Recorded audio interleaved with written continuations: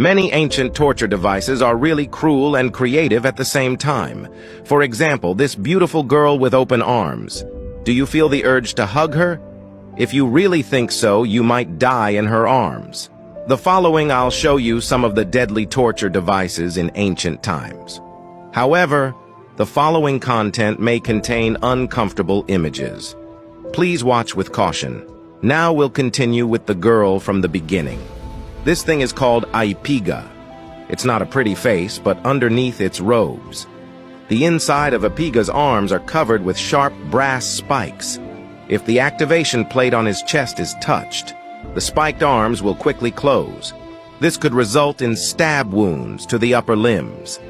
In the worst case, it would pierce one's heart and send him to hell. It is said that in order to achieve the desired effect, the victim would be made drunk in advance, in order to make people think that Spica is a real person and fall into a deadly embrace. But to prevent the victim from escaping, the arms had to be strong, and there was no such thing as a spring. So the brilliant Greeks, relying on a piece of wood to provide elasticity and the principle of the lever arm, they created a bear trap-like clamping device, with a short arm at the front and an extra long lever arm at the back.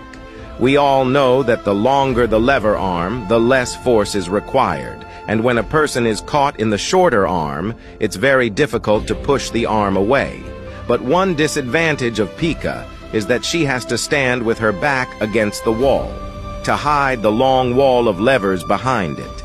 It's said that the ancient Spartan tyrant Nabes used this torture device to punish reluctant patrons. Apart from Epiga, this bronze bull is also very creative. The execution required the opening of a trapdoor in the back of the bull, and throw the victim into the belly of the bull. Then you lock the lid, and build a fire under the belly of the bull. The fire will slowly burn the victim to death. The victim could only breathe through a copper tube in the bull's head, and at the same time, he would scream like he was being burned, but the sound could not penetrate the metal. The sound could only be accompanied by an exhalation. Through the tube, a low-frequency roar is produced. It sounds like a bull in a rage, although the man who invented the bull was brilliant, but he didn't end well. It is said that the then-tyrant Ferraris wanted to test the effect of the bull's music. He made the inventor of the bull the first victim. After that, anyone who challenged the tyrant's authority was thrown into the bull and burned. Even listening to the bull's roar became the entertainment at parties, and in order to cover up the smell of burnt human flesh, herbs were added to the bull. It's an extreme form of cruelty, like executing a criminal by fire. There was more than just the bull. Legend has it that there was a form of torture called the Wicker Man. They could execute dozens or hundreds of people at a time. The ancient Celts would tie thieves and prisoners of war to giant wicker men, and burned them alive as a sacrifice to pray for a good harvest. And death wasn't really the scary part for the victim, it's the waiting for it that's scary. In addition to the burns, there's inhalation choking, which causes swelling of the windpipe, and eventually the body would be dried out. It's a very painful process. But some people think the Wicker Man doesn't exist. The reason is that it was very difficult to weave a huge wicker man to be burned at that time. It was once tested. A 6 to 7 meter wicker man could only fit 3 people at the same time. If the load was increased, it would easily collapse when burned. So to weave a wicker man that could hold hundreds of people, you can imagine how much work it would be. Maybe the ancients burned criminals on poles, but it was later exaggerated into a giant wicker man. I'm sure you're all familiar with this torture device. It's the Roman crucifixion. This kind of punishment is simple and brutal, using only the simplest gravity to make the victim die in the most inhumane way. The Roman cross consists of 2 parts, shaped like a capital T. It's not a cross as we know it. The first part is a wooden tune fixed in the ground. It's about 2.7 to 3.6 meters high. 1/3 of it is a wooden tune fixed in the ground, can be used repeatedly. The second part is a beam, 1.8 meters long. During the execution, the victim's arms were first nailed to the beam. Then the victim will be hung up with the beam to the tenon of the wooden tune. Under the force of gravity, the victim would experience severe pain from the wounds and the wind and the sun. But nowadays, scientists are still debating the location of the arm spikes. Some scholars believe that the nail was driven between the pubic bone and the radius bone. Although this type of fixation is relatively stable, it can easily injure a person's arteries and cause a quick death. So it doesn't serve the purpose of torture. That's why some people believe that the nails were driven into the palms of the hands and that the hands were tied with ropes to prevent the victim from pulling off the nails and escaping. In addition to the arms, the victim's legs would be nailed to the frame. The victim's body is completely immobilized. Imagine the pain. But the victim did not die of pain. They died of suffocation, because the weight of the crucified person's body was concentrated on the wrists. This tension would compress the diaphragm, so that the victim could only breathe in and not out. Crucifixion was usually used to execute rebels and slaves, but it became a Christian symbol symbolizing God's love and salvation for the world. Next, let's look at a flexible torture device.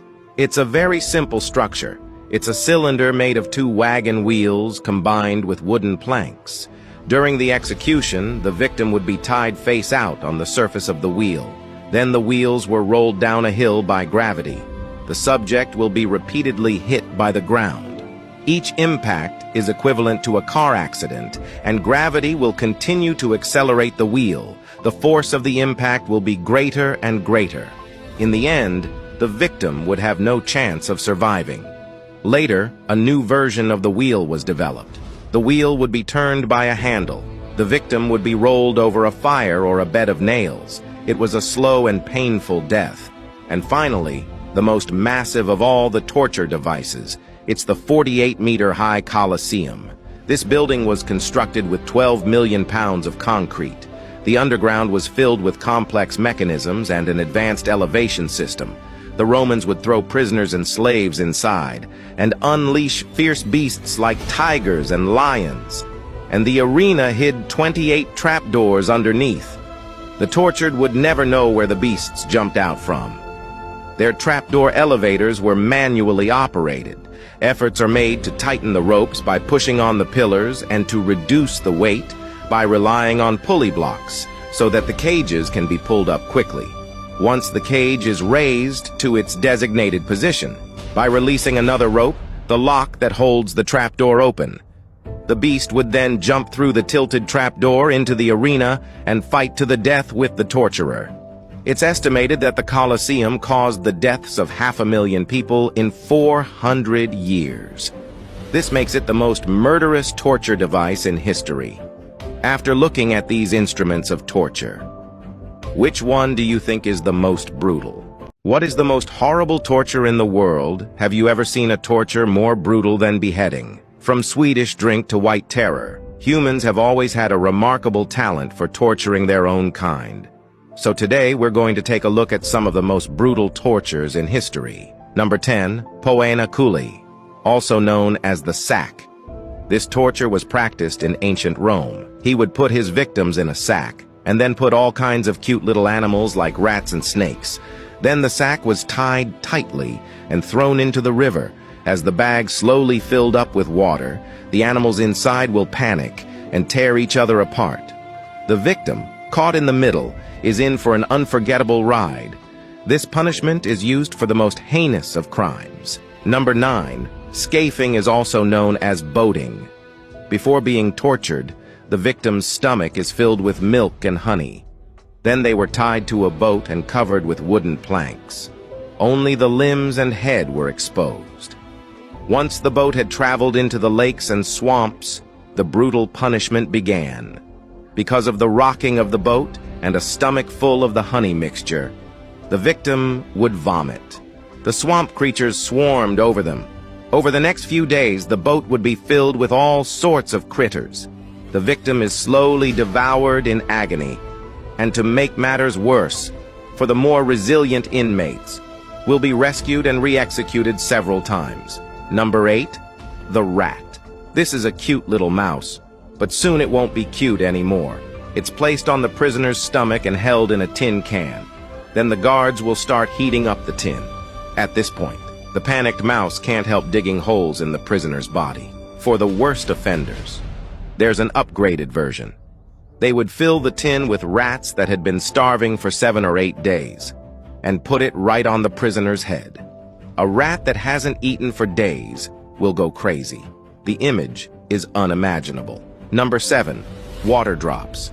In ancient times, water torture was not only used as a punishment, it could also be used for interrogation. A prisoner would be tied to a wooden board. Then a bucket filled with water was placed on top of it. A small hole was drilled in the bottom of the bucket that would allow the water to drip periodically onto the head of the prisoner. Although it doesn't sound so horrible. But it would go on for a long time, even months. As the time passes, the prisoner's body and mind would be tortured. Gradually, the only sound left in the head is the ticking. And if that's not brutal enough, there are 7 more horrific punishments. Number 6, the bronze bull. The king of ancient Greece was a man who loved to innovate. In order to make the punishment even more brutal, he looked for a pervert who was even more brutal than him. So he created this punishment. This is a bull made of copper. It was about the size of a real bull. The inside of the bull was completely hollowed out. During the execution, the victim would be forced into the narrow stomach of the bull. Then a flame is lit underneath. As the statue slowly heats up, the victim will be cooked alive inside. And what's even more horrifying, the king had the inside of the statue connected to the nostrils, because that was the only way he could hear his victims' screams as they struggled. Even the most brutal tyrants in history would have been surprised by this punishment. However, it is said that the ancient Greek king who created it also ended up being the victim of this bull. Number 5, elephant torture. This was a favorite punishment in medieval India. An Asian elephant weighs about 5 tons. The punishment was usually to put the prisoner's head on a stake. At this point, the executioner would slowly drive an elephant over to the prisoner and presses it over the prisoner's head until he was crushed by the elephant. There are many different forms of elephant torture. In medieval Thailand, elephants would throw their victims around with their trunks, and in Sri Lanka, they would impale the prisoner with their ferocious tusks. The Moroccan traveler Ibn describes one such scene. The executioner would attach sharp instruments to the elephant's legs and tusks and drive the elephants to chase the prisoners until they were dead. Suddenly, I'm afraid to look at the elephants. Number 5, the wooden horse. The wooden horse is also known as the Spanish wooden donkey. It was a popular punishment device in medieval Europe. The top is a rectangular wooden beam and supported by legs underneath. The angle of the beam was a standard right angle. The prisoner would be forced by 2 men onto the beam. If the prisoner is light in weight, the weight would be increased by tying the legs underneath him. The victim often rides for hours at a time with this type of punishment. Most prisoners are crippled. It's a horrible method. Number 3, the blackout box. This is a very small box. It's only 50 centimeters long and 50 centimeters wide. Smaller than some dog cages, it's only big enough for a person to crouch in. Sounds like confinement. But the blackout box is much more extreme. Victims spend long hours huddled in the darkest, narrowest spaces. I heard the longest one was in there for 250 hours. Eventually, he couldn't take it anymore and went crazy. Sometimes the executioner will play all sorts of noises next to the victim to enhance the effect of the punishment. If you're afraid of bugs, they'd also add something else to it. Number 2, the Swedish drink. The name may not sound lethal, but for someone who was tortured in the 1600s, it's not a joke. It was developed by Swedish soldiers during a robbery. It's very simple to implement. The victim was forced to drink, and keep drinking until they get what they want. But sometimes it's not just about drinking. The Swedish army would tie up those who resisted and put a funnel in their mouth and poured all kinds of liquids into it. This liquid could sometimes even be boiling water. which caused severe burns. In the end, often before the executioner had even begun, the victim would beg for mercy. Number 1. The crucifix. The famous Christian Jesus was crucified for angering the Roman emperor and was crucified. Although he is now associated with religion, but in ancient Rome, it was a common form of execution. Usually the victim would be dragged into a crowded square and receive a flogging to humiliate the prisoner. Then the victim would be crucified. The victim's hands and feet would be pierced, and the slightest movement would cause excruciating pain. They were also exposed to the sun. The process usually lasted several days until the victim dies. Number 0. The White Terror. Sometimes the worst part is not doing anything at all. The victim is placed in a brightly lit room. The floor, bed, and walls are white as far as the eye can see. Even the prisoner's own clothes. The ceiling is made up of 16 light fixtures. There are no shadows in this room. If the victim stays here for a while, he feels trapped in a white void.